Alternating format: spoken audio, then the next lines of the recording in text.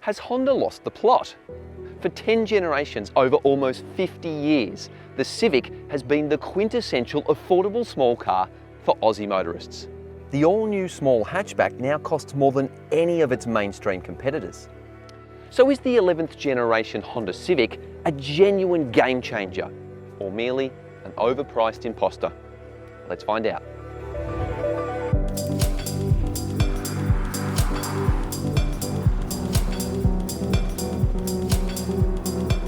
The Civic was born in 1972 and arrived down under a year later, priced at just over $2,000. Now it's available in one premium VTI LX trim level, pegged at an eye-watering $47,200.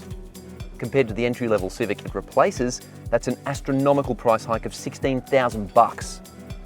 Rivals for the 5-door Civic traditionally include the Toyota Corolla and Mazda 3, and more recently Korean rivals such as the Hyundai i30 and Kia Cerato.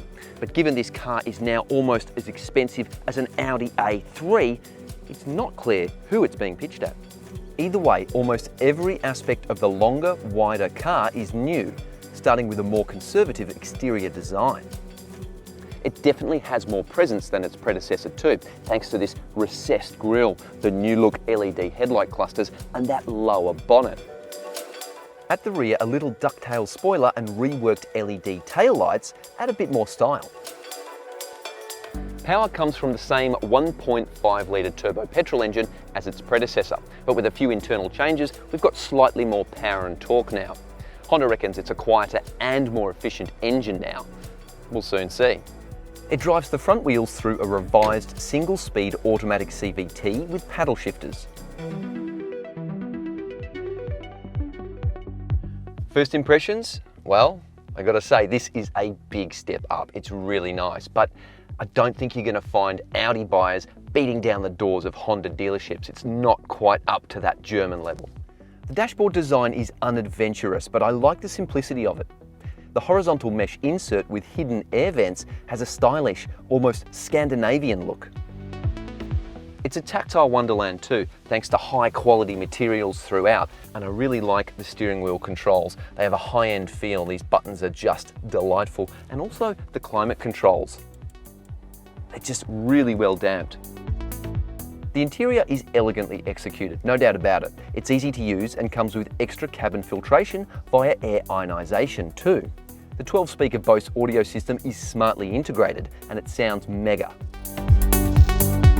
The 9-inch central touchscreen has excellent resolution and a handy finger shelf, and the native menu system is responsive and fairly intuitive. I like the physical volume dial and primary buttons too. That said, some rivals like the Kia Cerato offer a bigger central screen. Android Auto and wireless Apple CarPlay come as standard, and there's also an impressively large wireless phone charger too.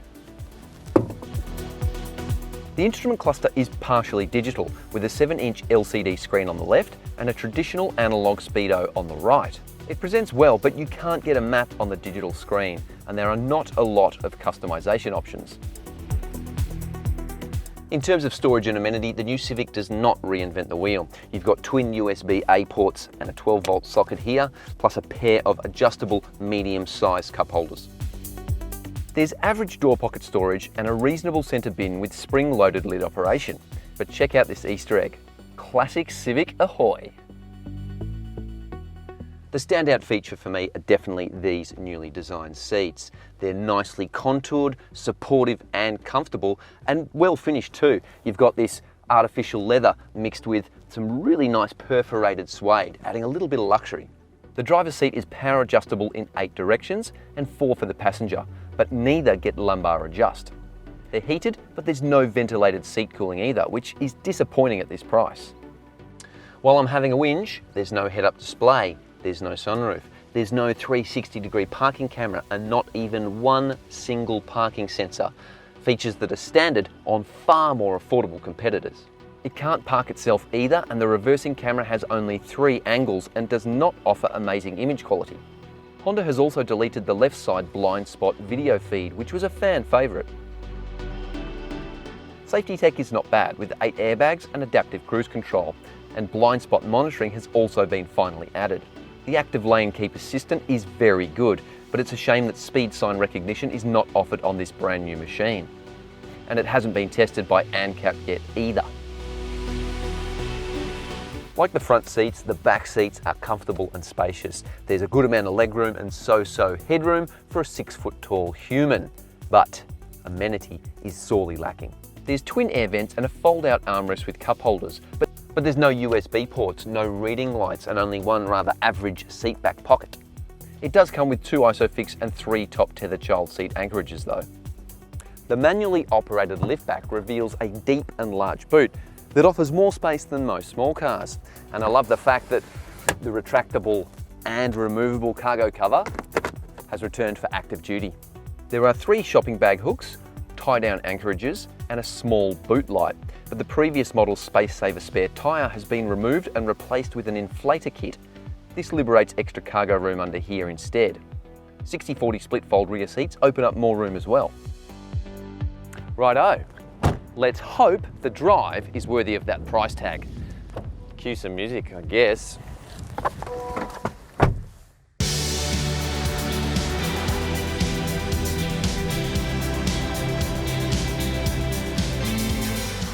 Okay, wow, I'm impressed.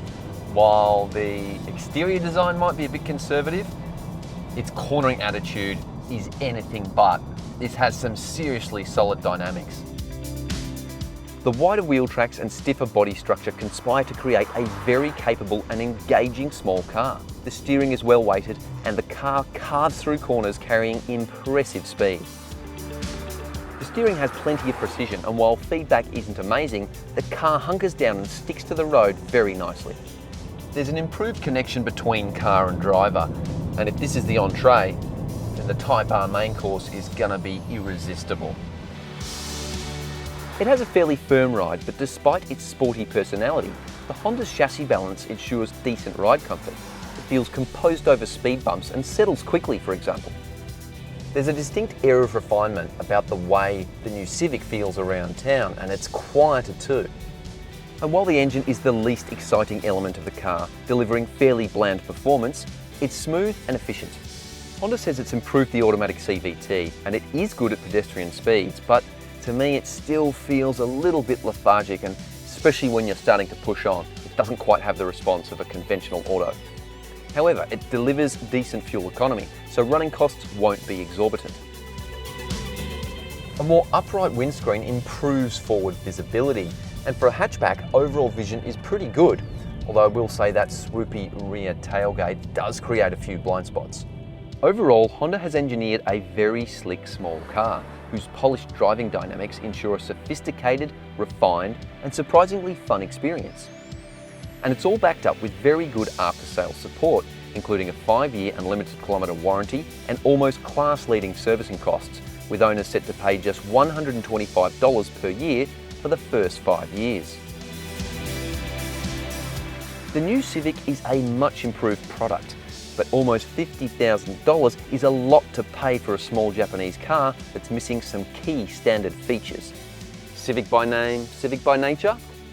In a word, yes.